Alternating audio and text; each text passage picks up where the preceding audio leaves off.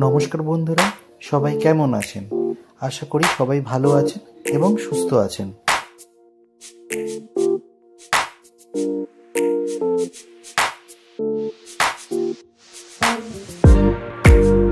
আজ মা, সুব্রত আর আমি যাচ্ছি এক নতুন গন্তব্যে। ইউটিউবে আজ আমার প্রথম ব্লগ। আশা করছি আপনারা আমাকে অনেক অনেক ভালোবাসা দেবেন আর আমার সাথে থাকবেন।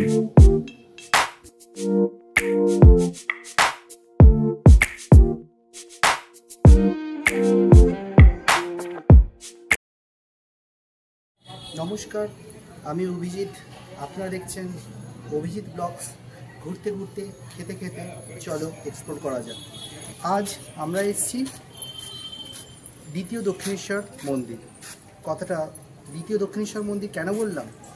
কারণ আমরা কলকাতাবাসীরা এবং তথা ভারতবাসীরা সবাই জানি যে কলকাতায়, আমাদের এই তিলোত্তমা কলকাতায় রয়েছে দক্ষিণেশ্বরের মন্দির, মা ভবতারিণী মন্দির, যেটি প্রতিষ্ঠা করেছিলেন রানী রাসমণি এবং যিনি যেখানকার পুরোহিত হচ্ছেন, প্রধান পুরোহিত ছিলেন হচ্ছে রামকৃষ্ণ, শ্রী শ্রী রামকৃষ্ণ পরমহংসদেব। এটাই হচ্ছে ব্যারাকপুরে অবস্থিত মা অন্নপূর্ণার ঐতিহাসিক মন্দিরের প্রবেশদ্বার। এই সিংহদ্বার নিয়ে এক ইতিহাস আছে, যেটা ভিডিও চলতে চলতে বলছি।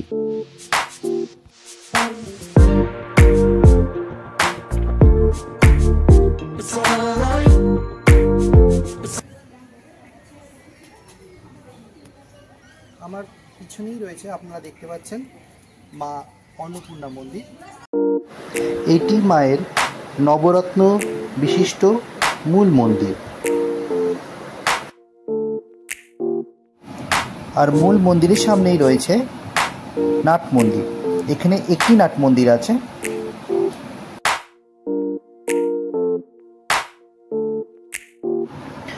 এবার দেখছেন আপনারা নাট মন্দিরের ভিতরের দিকের অংশ।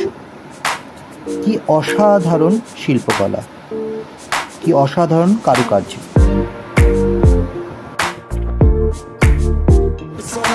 নাট মন্দিরের সামনেই রয়েছে মায়ের মূল মন্দির।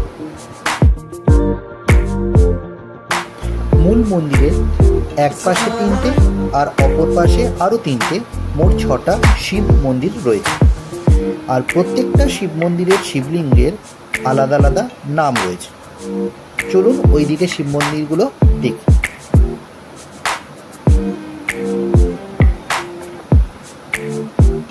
ওই যে দূরে আরো 3টে শিব মন্দির দেখা যাচ্ছে।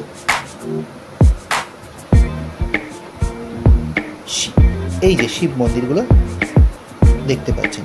আর শিব মন্দিরের পাশে ওই যে দূরে যে ছোট ছোট ঘরগুলো দেখা যাচ্ছে, ওগুলোর মধ্যে অফিস ঘর এবং প্রসাদ বিতরণ এখানেই হয়।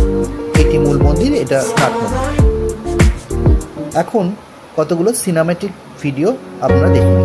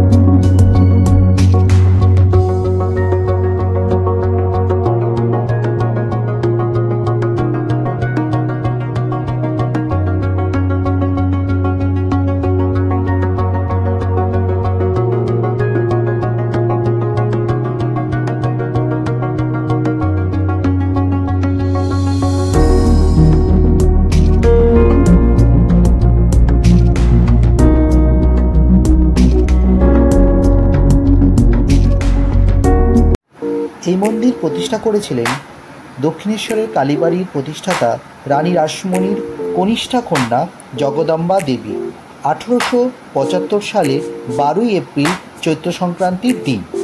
জমি নির্বাচন, ভিত্তি স্থাপন, মন্দির প্রতিষ্ঠা ও পরে 1882 সালে উল্টো রথ উপলক্ষে মোট 4 বার শ্রীরামকৃষ্ণদেব এই মন্দিরে আসেন। মূল মাতৃপ্রতিমাটি অষ্টধাতু দ্বারা নির্মিত রূপোর সিংহাসনে অধিষ্ঠিত। 1875 সালে প্রতিষ্ঠিত এই মন্দিরটি স্থাপত্য দক্ষিণেশ্বরের কালীবাড়ির অনুরূপ হওয়ায় লোকমুখে এটি দ্বিতীয় দক্ষিণেশ্বরের নামে পরিচিত।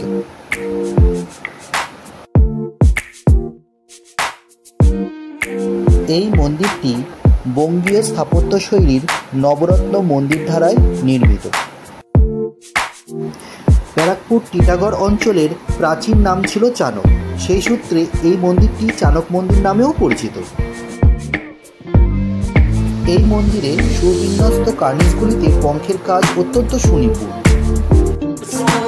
এবার আসি মন্দিরের সিংহদ্বারের ইতিহাসের একটি ছোট গল্প নিয়ে। মন্দিরের সিংহদ্বারের উপর একটি সিংহমূর্তির স্থাপনা নিয়ে ব্রিটিশ সরকার মন্দির কর্তৃপক্ষের সঙ্গে আইনদ্বন্দ্বে জড়িয়ে পড়ে। ব্রিটিশ রাজশক্তির প্রতীক সিংহ তারা নেটিভদের নিজস্ব মন্দিরে সংযোজন মেনে নিতে পারেনি, কিন্তু দীর্ঘ আইনি লড়াইয়ের পর আদালত রায় দিয়েছিলেন সিংহ বিক্রমের প্রতীকরূপে যে কেউ গ্রহণ করতে পারে।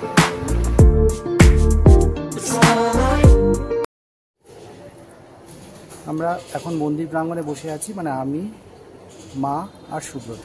এই যে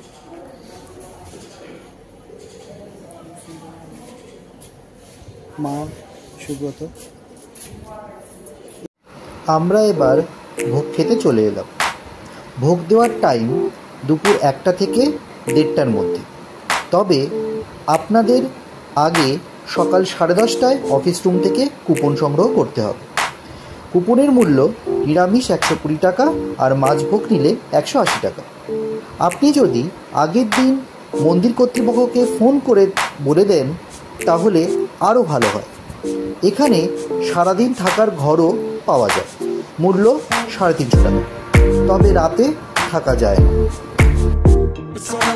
আমরা নিয়েছিলাম নিরামিষ ভোগ, তাতে ছিল পোলাও, আলু ভাজা, অন্ন মানে ভাত, ডাল, আলু পটলের সবজি, বাঁধাকপির তরকারি, চাটনি, পায়েস আর মিষ্টি। সপ্তাহের প্রতিদিনই এখানে ভোগ পাওয়া যায়। এই মন্দিরের সমস্ত ডিটেলস আপনাদের নিচের ডেসক্রিপশন বক্সে আমি দিয়ে দেব।